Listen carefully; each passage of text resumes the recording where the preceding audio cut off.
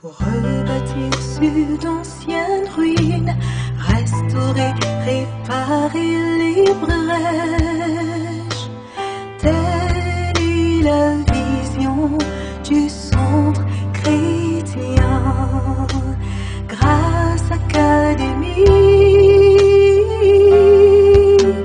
Rebâtir, restaurer, réparer, relever, rendre le pays habitable. Grâce Académie. Le plus grand ennemi de l'homme, c'est pas le péché, c'est pas le diable, c'est l'ignorance. Et pour chasser l'ignorance, il faut que la lumière soit. Allons directement à la parole de Dieu et ce matin, je suis au numéro 3 de Fruits des pensées. Le thème central de l'année que nous sommes en train de déballer ou de dérouler, c'est plus de fruits. Et nous avons catégorisé plusieurs types de fruits. Il y a les fruits des mains, il y a les fruits des entrailles, il y a les fruits des pensées, il y a les fruits, toutes sortes d'autres fruits que vous pouvez peut-être lister, mais nous voulons articuler ou nous voulons insister sur le fruit des pensées. Peut-être que ce sera le dernier module si j'arrive à finir ce que j'ai prévu, mais le Seigneur veut que nous prenions des dispositions. Et la plupart des choses que nous faisons dans l'Église, souvent les gens le font mal parce qu'ils ne comprennent pas ce que c'est réellement. Et quand tu ne connais pas la chose, tu ne peux pas bien faire la chose, même si elle est bonne. C'est pourquoi l'enseignement est important. J'ai souvent pris le plaisir de comparer l'enseignement à la prophétie, l'enseignement à la prière. Lorsque tu n'es pas bien enseigné, tu es mal informé et tu es mal renseigné. Et lorsque tu es mal renseigné, tout ce que tu vas faire, tu le fais mal. Tu peux avoir l'argent pour investir dans quelque chose, mais si tu es mal renseigné, tu ne vas pas avoir un retour d'investissement. Donc c'est important que le chrétien que nous sommes, surtout dans ce 21e siècle, il est important d'être bien renseigné, de laisser la parole de Dieu nous parler, connaître les principes de Dieu. Parce que les principes de Dieu sont liés à la pensée de Dieu. Il y a ce qu'il faut distinguer, il y a la pensée de Dieu, il y a les actes de Dieu et il y a le but de Dieu. Lorsque vous connaissez la pensée de Dieu, vous comprenez ses actes. Et d'ailleurs, on dit qu'on connaît un auteur, enfin, on connaît une œuvre mieux à travers son auteur. Beaucoup de chrétiens dans l'Église et dans le royaume de Dieu connaissent plus les œuvres de Dieu que Dieu lui-même. C'est-à-dire que les pensées de Dieu.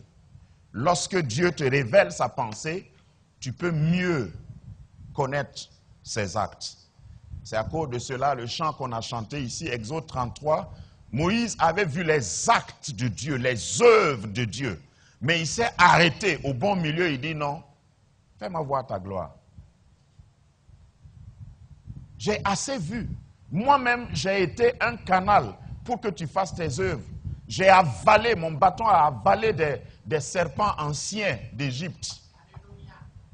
Et j'aime souvent m'amuser en disant, Moïse, quand Moïse a apparu, il a licencié les magiciens de Pharaon.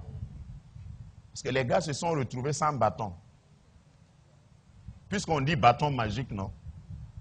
Ils n'avaient plus leur bâton magique. Le bâton de Moïse a avalé les bâtons magiques des magiciens. Donc les magiciens n'avaient plus rien pour donner à leurs femmes. Puisqu'il n'y avait plus de travail. Que Dieu fasse en sorte que l'onction qu'il a mise sur toi là désœuvre tous tes ennemis, appauvrisse le camp de l'ennemi. Parce qu'il y a des dimensions d'onction. Si tu as reçu de l'huile dans ton domaine, tu vas entrer là où on dit, ici là, c'est difficile. Et toi, tu vas gagner. Tu vas réussir. Donc, attachez-vous à la pensée de Dieu, au principe de Dieu, plutôt qu'à ses œuvres. Un miracle, c'est bien, mais j'ai duré dans le ministère assez pour savoir qu'un miracle ne sauve ni ne change quelqu'un. Les mêmes qui ont mangé les pains là, j'allais dire les sandwichs au poisson que Jésus a fait. C'est les mêmes qui ont dit crucifiez-le. Donc ne te trompe pas. Tu es assis à la bonne place. Tu vas être fertilisé. Pendant cette année, tu vas avoir des pistes, de l'équipement pour pouvoir porter plus de fruits. Amen. Donc nous sommes sur le fruit des pensées. Tes pensées sont un champ fertile. Et le diable cherche toujours tes pensées. Et c'est dans tes pensées qu'il sème avant que tu poses des actes. Tout ce que tu fais sont le résultat d'une pensée. Tu as d'abord conçu, tu as d'abord planifié. Rien n'arrive accidentellement. Même pour réussir, il n'y a pas de vraie réussite accidentelle. Il faut que tu conçoives, il faut que tu aies des pensées qui t'amènent vers le succès. Sinon, si tu crois qu'il suffit seulement que tu aies la chance, ça n'existe pas.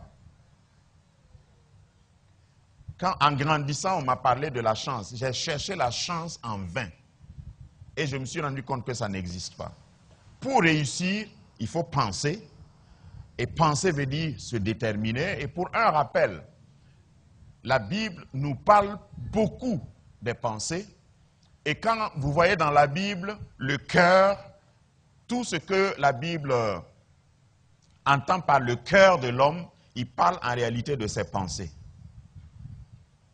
C'est une métaphore dans le langage hébraïque surtout pour parler des pensées. Tel il pense dans son cœur, tel il est. Ce que la Bible dit. Donc le fruit des pensées est très capital à connaître et comment nous opérons et comment le diable essaye de travailler avec nos pensées. Et notre pensée ou notre mémoire à 3 niveaux, 3 dimensions ou 3 étages si vous voulez. Il y a une partie de notre pensée qui est dédiée au passé. C'est ce qu'on appelle la mémoire.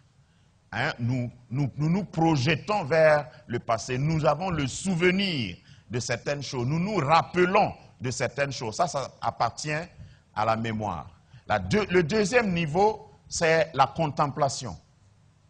La contemplation, c'est avec cette partie de ta pensée que tu regardes les choses, que tu vois les choses, que tu contemples, que tu apprécies, que tu évalues. C'est ce que tu as. Bien sûr, quand tu connectes la contemplation à ton passé, tu sais juger. Parce que le jugement vient des deux. Tout ce que tu juges, c'est à partir de ce que tu as déjà mémorisé.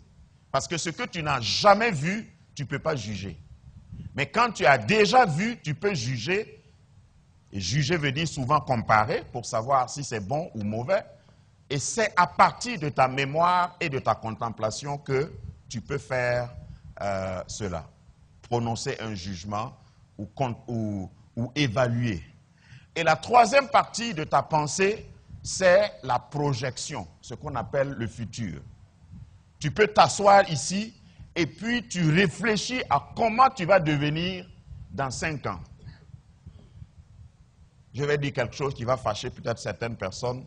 Il y a un philosophe qui a dit qu'en général, les Africains ne se projettent pas plus loin que 5 ans. Si tu n'es pas d'accord, après on va former un syndicat, on va aller le voir. Il est mort, mais on va... Voilà. Mais c'est un constat. Toute personne qui ne peut pas se projeter dans l'avenir ne peut pas réussir vraiment. Parce que ça veut dire qu'il ne pense pas au-delà de la contemplation. Alors que Dieu a donné à chacun de nous ces 3 dimensions, ces capacités. Je peux me rappeler de ce que je faisais il y a 20 ans. Je peux me rappeler de certains noms, de certains événements. Et c'est à propos que je donne ces images. Et le diable travaille souvent, beaucoup, avec notre mémoire. Tu viens ici ce matin, tu lèves les mains, tu dis, Seigneur, fais-moi voir ta gloire, comme on a chanté tout de suite. Et le diable te projette un film que tu as eu en 1952. Bon, enfin. Il n'y a pas beaucoup qui peuvent remonter jusqu'à là. Et puis il te dit, tu crois que le Seigneur considère ta prière, tu as oublié ce que tu as fait là-bas. Ça, c'est dans ta mémoire. Mais lorsque Dieu opère avec notre souvenir, notre mémoire, c'est pour nous rappeler qu'il a été le Dieu d'Abraham, il a été le Dieu d'Isaac, il a été le Dieu de Jacob et il est ton Dieu. Dans le passé, il a agi et il agit encore et il agira. Donc Dieu opère avec ces 3 niveaux de notre pensée, mais différemment que l'ennemi. Et comme ça, tu peux savoir qui est en train de t'acculer. Chaque fois qu'un souvenir négatif va rejaillir dans ta pensée, il faut savoir que ce n'est pas de Dieu. Chaque fois qu'il va te montrer un tableau de ton passé, il faut savoir que ça ne vient pas de Dieu. Lorsque Dieu te montre ton passé, c'est pour te dire, hey, si je t'ai aidé à tuer l'ours et le lion, Goliath n'est rien. Chaque fois que Dieu utilise ton passé, c'est pour te dire, je suis toujours là. Je l'ai fait hier, je peux le faire encore aujourd'hui. Chaque fois que Dieu utilise ton passé, c'est pour te dire, j'ai honni le diable. J'ai couvert tes fautes passées et je te donne l'autorisation de partir, d'aller encore plus loin parce que je peux le faire. Beaucoup de chrétiens, beaucoup d'entre nous, il y a des choses que nous aimerions oublier. Mais le rôle du Saint-Esprit, ce n'est pas de nous faire oublier d'où nous sommes venus. Non. Sinon, certains d'entre nous allaient être orgueilleux. Moi, je sais d'où je viens. Je me rappelle bien d'où je viens.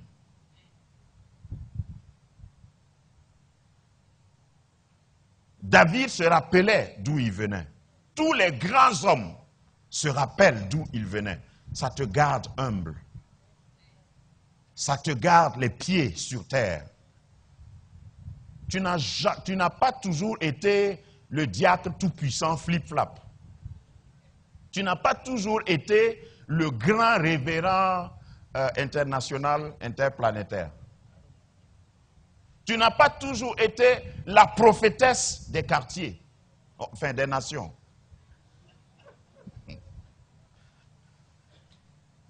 Il y a un début, tu as commencé quelque part. David n'a pas été toujours le grand roi qui a donné son succès au nom de Jésus. Parce qu'on l'appelle fils de David. David a été pris derrière un troupeau.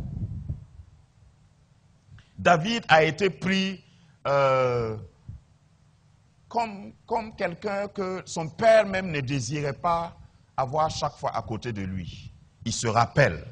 Mais lorsque Dieu le fait, c'est pour te dire qu'il ne fait exception de personne, quel que soit ce que le diable a fait à travers les années passées. Dieu a encore meilleur pour toi. Et quand il t'a pardonné, il t'a pardonné. Amen. Maintenant, si quelqu'un vient utiliser ton passé pour t'accuser, pour te disqualifier, il faut simplement lui dire d'aller discuter ça avec Dieu. Ça ne te concerne pas. Ce que moi je sais, comme l'aveugle de Jean chapitre 9, j'étais aveugle avant. Maintenant là, je te vois. Jusqu'à je te vois toi-même. Non seulement je vois, mais je te vois toi-même qui me parle là. Maintenant, comment est-ce que j'ai été guéri? Ça, ce n'est pas mon problème. Va discuter ça avec celui qui m'a guéri. Si tu n'arrives pas à ce niveau, ton passé va toujours être une arme contre toi, entre les mains du diable. Ouvre ta Bible dans Philippiens chapitre 4, verset 8. Philippiens 4, 8. Vous savez que nous avons introduit la semaine passée par 2 Pierre 1, 5, et c'est la suite de 2 Pierre 1, 5 à 9 que je veux dérouler pour ce module. Philippiens chapitre 4, verset 8. Comme c'est un passage dans un français relativement familier, je vais proposer qu'on le lise en concert, on le lise ensemble. Au reste, frères, que tout ce qui est vrai, tout ce qui est honorable, tout ce qui est juste, tout ce qui est pur, tout ce qui est aimable, tout ce qui mérite l'approbation, ce qui est vertueux et digne de louange, soit l'objet de vos pensées. Amen. Amen. Reprenez vos places. C'est l'apôtre Paul encore. Vous savez qu'il est dense. J'aime l'apôtre Paul particulièrement parce que c'est celui, comme je disais tout à l'heure, qui a cherché à connaître le cœur de Dieu, la pensée de Dieu. Ça fait que quand il parle, c'est différent. C'est différent des apôtres qui ont marché avec Jésus, qui ont vu les œuvres de Jésus, mais qui n'ont pas cherché autant que lui, je parle de l'apôtre Paul, à connaître la pensée de Jésus. Voilà ce qui explique, entre autres, la profondeur des enseignements de l'apôtre Paul. Moi, je ne lis jamais les écrits de l'apôtre Paul d'un trait. Dans mon exercice personnel, je prends le temps, je lis une portion et je commence à réfléchir pendant peut-être une journée ou une semaine là-dessus. Ça, c'est un des passages sur lesquels vous pouvez arc-bouter, vous pouvez accrocher votre chapeau et puis vous asseoir. Parce que ça demande un temps de réflexion. Il dit au reste, frère, que tout ce qui est vrai, tout ce qui est honorable, tout ce qui est juste, tout ce qui est pur, tout ce qui est aimable, tout ce qui mérite l'approbation, ce qui est vertueux et digne de louange, soit l'objet de vos pensées. Quand on parle du fruit des pensées, il n'y a pas meilleur passage pour décrire quels doivent être les fruits de tes pensées. Et si j'accroche ça à 2 Pierre chapitre 1, verset 5, 2 Pierre 1, 5, c'est l'apôtre Pierre ici qui dit maintenant, à cause de cela même, faites tous vos efforts pour joindre à votre foi la vertu. Vous allez retrouver les mêmes choses, presque. La vertu, à la vertu, la science, à la science, la tempérance, à la tempérance, la patience, à la patience, la piété, à la piété, l'amour fraternel, à l'amour fraternel, la charité. Si vous mettez ces deux passages ensemble, ça peut faire, si vous voulez, le résumé du CV spirituel d'un vrai disciple. Tu dois pouvoir masteriser ces aspects-là. Quand tu as la foi, et j'ai bien détaillé dimanche passé, la foi seule ne suffit pas. Si tu as seulement la foi, c'est comme si tu as le taux et il n'y a pas de sauce. C'est pourquoi il dit, fais de tout tes...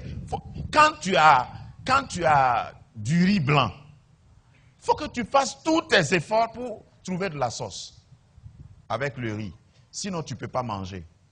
Le problème est que beaucoup de chrétiens ont une foi brute, foi déshabillée, foi dénudée, une foi fade qui n'a aucune saveur. Moi, je n'aime pas vivre longtemps avec eux. Je préfère les avoir comme des frères à distance. Voilà. Et puis on se rencontre de temps en temps, juste pour adorer le Seigneur. Chacun regarde au ciel. Et puis après, on se sépare. C'est souvent ça qui fait que les gens quittent l'église à la fin du culte et ils vont rapidement au parking et rapidement ils démarrent, ils s'en vont. Mais si tu rencontres un frère qui a tout ça, tu as envie de l'inviter au kiosque après le culte. Dis à ton voisin, si tu veux, essaye-moi. Voilà, en m'invitant quoi.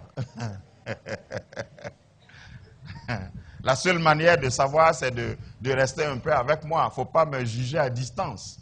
Ce n'est pas ce que j'ai voulu dire. Mais quand tu t'approches de la personne et tu sens qu'en plus de sa foi, il n'a aucune vertu, il n'a aucune science, il n'a aucune tempérance, il n'a aucune patience, il n'a aucune piété, il n'a aucun amour fraternel, il n'a aucune charité, il faut clignoter et puis continuer ta route. Parce qu'il n'y a rien à tirer de cette personne. Ce n'est pas moi qui le dis, hein, c'est la Bible. Donc pendant toute cette année, ce que nous allons nous efforcer de faire, parce que ici je rappelle encore qu'il est dit, fais tous tes efforts. Ça veut dire que ce n'est pas Dieu qui donne ça. Allô? Ce que Dieu donne là, il ne dit pas de faire des efforts. Mais ça là, c'est toi qui fais tes efforts. Et puis, on ne peut pas faire les efforts pour quelqu'un d'autre. C'est-à-dire, on ne peut pas avoir ça là par procuration. Hein? Prends 10 000 francs. Bon, j'ai vu ça sous d'autres cieux. Prends 10 000 francs et puis va à l'église, prie pour moi. Prie à ma place. Voilà. Je ne dis pas qu'on ne doit pas prier les uns pour les autres. Ah, il faut le faire. Il faut que j'ai des partenaires de prière. Moi, j'ai des partenaires de prière. Il faut prier, je crois à la prière. Mais quelqu'un ne doit pas toujours être en train de prier pour toi et toi tu dors parce que tu as payé. Non. Non. Fais tous tes efforts. Dis avec moi, Seigneur, aide-moi à faire tous mes efforts. Voilà. Donc c'est personnel. Nous pouvons être plantés dans le même champ, mais chaque arbre doit porter son propre fruit. Il ne faut pas penser que, comme tu es à côté de quelqu'un qui porte beaucoup de fruits là, c'est nous, c'est nos fruits.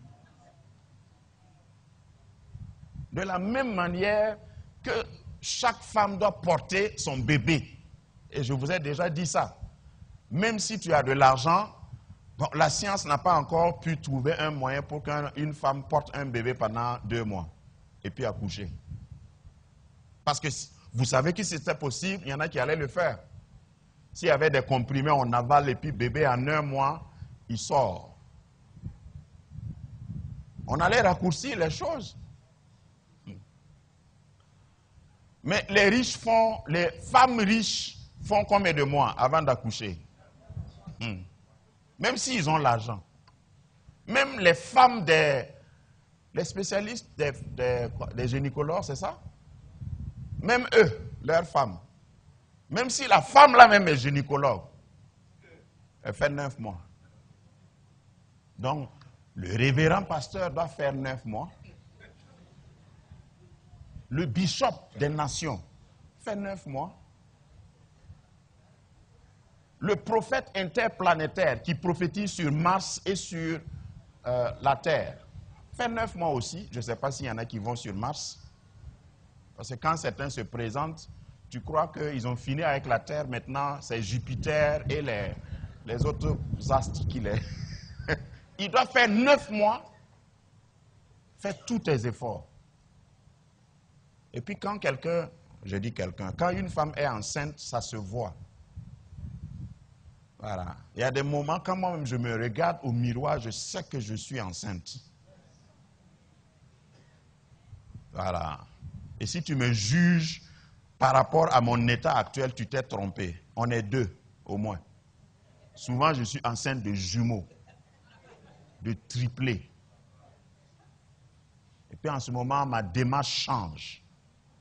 Je n'ai pas le temps pour papatoyer. Je n'ai pas le temps pour... Non. Parce que je porte quelque chose. je prends l'exemple sur moi, mais sur toi, c'est la même chose.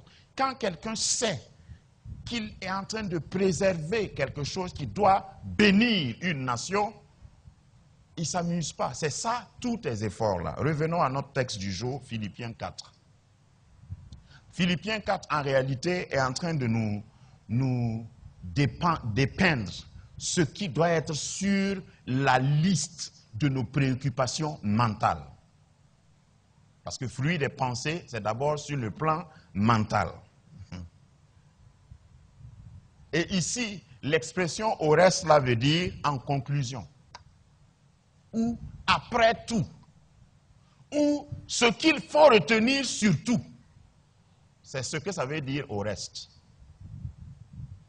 Après avoir développé tout, si vous oubliez, si vous n'êtes pas capable de faire ce qui précède, ça là, faites tout. Au reste, que tout ce qui est vrai, si on veut aller par étapes, tout ce qui est vrai. J'ai mis la liste de... Hein, voilà, tout ce qui est vrai. Avant que tu commences même à adhérer à quelque chose mentalement, il faut vérifier si c'est vrai. Il y a des gens qui commencent même à commenter des choses qui ne sont pas vraies. Ils n'ont pas vérifié. Ça, à ce premier niveau-là, ça te pousse, en tant que vrai disciple du Seigneur, de faire attention à ce que tu... Non seulement à ce à quoi tu adhères, mais aussi à ce que tu ajoutes comme commentaire. Il y a des événements qui ne sont même pas vrais. Il y a des informations qui sont, des nouvelles qui ne sont pas du tout vraies. Et puis toi, tu fais le relais. Est-ce que c'est vrai? Si on pose la question à certains, est-ce que c'est vrai? On dit, ah, en tout cas, tout le monde parle de ça, hein? Donc, toi, tu n'as pas appris. Oui, mais quelle est la source? Est-ce que c'est vrai? Élève-toi, élève-toi, élève-toi, élève-toi, élève-toi, et viens, comme ta voix.